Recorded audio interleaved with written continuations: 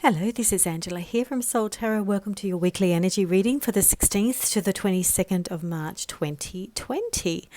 Every Sunday at 7 p.m. Australian Eastern Standard Time, I release a video and post on Soul Tarot with Angela on Facebook.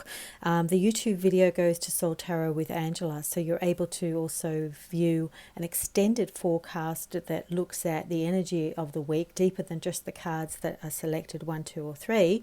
As well as some astrological insight. So there's a lot of things going on in the skies at the moment, and I always like to touch on that before I get into the card meanings.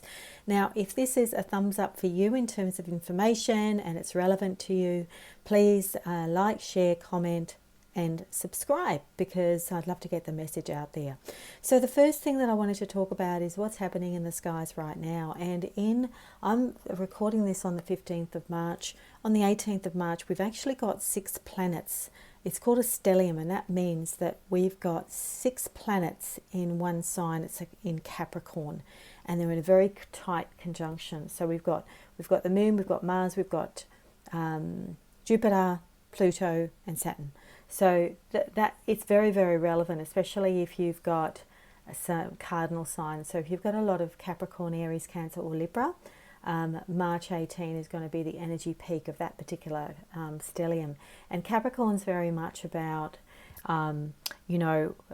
it's all about stability and lessons and hard work and effort, and, it's ruled by Saturn.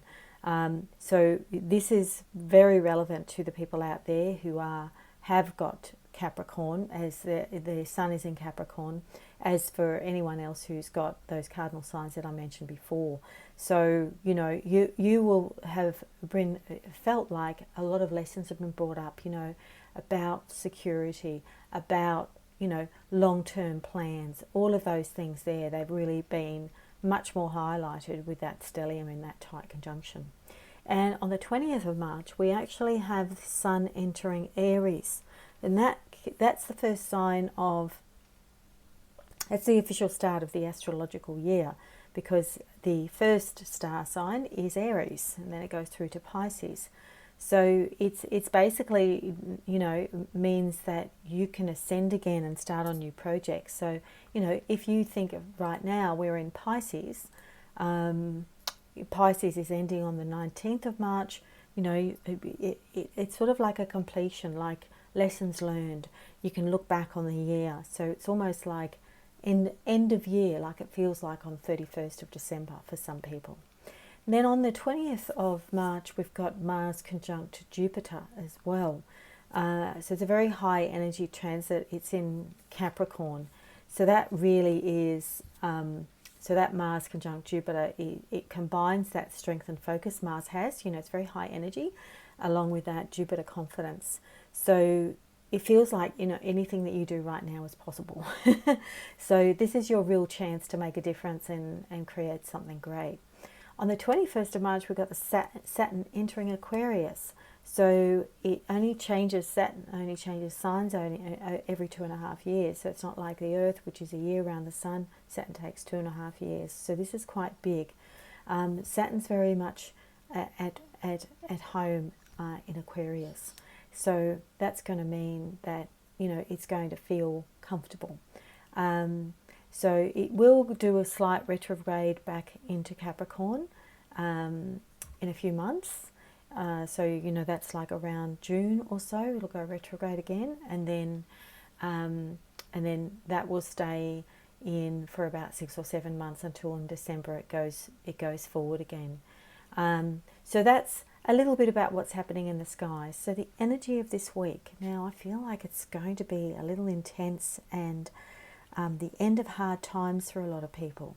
I feel the energy is about transformation. It's about emotional release as well. So yeah, there's a lot of transformation. Then I feel that's all that Pisces energy, that cleaning up, all that Capricorn stuff, all the lessons that you needed to have learned. I feel that's being kind of, I just see a broom and everything's being swept away. It's quite funny, really. First card, Death. Okay, so if you picked number 1, this is a major arcana card. So it is a bit of a biggie, and it does put a lot of people off because of the imagery and the word.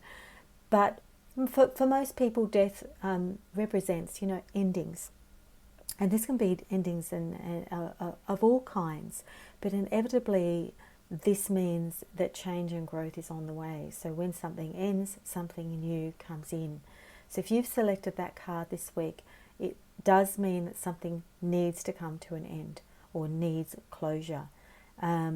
So, it could relate to your external circumstances, end of a relationship or a job, but I feel that it can suggest a personal choice as well to end a feeling of confusion for yourself about an important situation. So now, sometimes the universe forces these endings for us because we don't do them. I have been in that situations many years ago where there was a huge change, and it was because I wasn't taking any action. I was just staying in a safe place. So it happened involuntarily. I did used to get an emotional reaction to this card, but if you try and deny change, which is what life is all about, it's just going to be done for you. So to view it as a positive, because on the other side of any kind of suffering or short-term pain is an amazing personal transformation. So basically, don't be afraid of the big bad skeleton. All right, this beautiful horse here, this is the Five of Cups. This relates to emotions and feelings. So the cup suit is about all of that. It's love related, so relationship related. I mean, the imagery says it all. The horse is looking down. It looks like it's really sad. It looks like it's lost something. There's sadness, there's sorrow, there's regret. And this can mean a temporary or permanent rift in a relationship, because the cups is related to relationships. There could be a feeling of disappointment about it, because sometimes when this card appears, it can mean that, maybe harsh words were said, and now you're feeling, you're feeling a bit vulnerable about it all. And it might cause you to make some hasty decisions about a relationship this week out of those really kind of deep, intense feelings. So it's avoiding being too hasty after any disappointments that you may have had. The other thing I would say about this is to look at the level of expectation you have of a particular relationship, or just people generally close to you. Sometimes I was pulling another card with this one to get more information, and it can sometimes mean this win-lose mentality that then leads to over expectation of someone else. Like maybe you're not getting enough attention in a relationship, and so there's been kind of a strong effort to get that attention, but what it's done is drive that person away and caused a wedge. So it's really important this week to have a look at, maybe there's a need, a core need of yours. Is it attention? Is it affection? Is it something else that's a core need that's not being met, that you've put onto this other person? And then that's now driven a further wedge. So looking at your part to play once some of these emotions have calmed down can also, create, more energy coming back from the person that you're separated from. So yeah, a bit of a long message there, but something that is important for some of you, I think.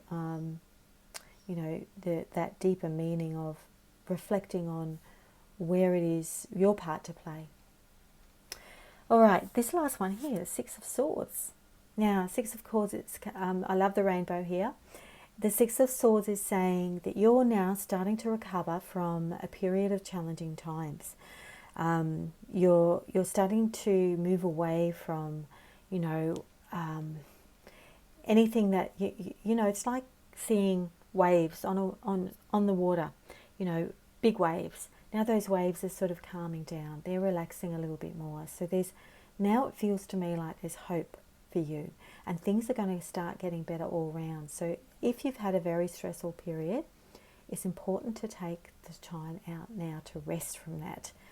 It's important to revitalize, surround yourself with uplifting friends, no one negative. So keep away from stress, only with positive people. This card can also indicate travel. Now that can be a short trip or a long trip, but it's encouraging you to take that time away from your normal routine. Now, I also sense that a new cycle is on the horizon with this. So once you move away from that and you've had all the hard times, because, you know, five of swords is really difficult times. It's really a lot of torment, a lot of challenges around you, people fighting, people not agreeing, you know, win-lose kind of mentality. So coming out of that and going into something that's going to be mentally less challenging. But it's important to get away from those mental stresses. Swords represents the mind. So get away from those stresses, plan something nice, be with people that you love. Because I feel like even a short trip, a weekend away, is going to help you to rejuvenate and get refreshed for a really nice new stage up ahead. Okay, so that's the end of the reading for this week. Thumbs up, as I said, if this resonates for you. I'd love to hear from you. Please get in touch with me if you would like more of a individual reading, anything about love, career, spiritual path. I specialise in all of those. And I look forward to reading for you again next week. Bye for now.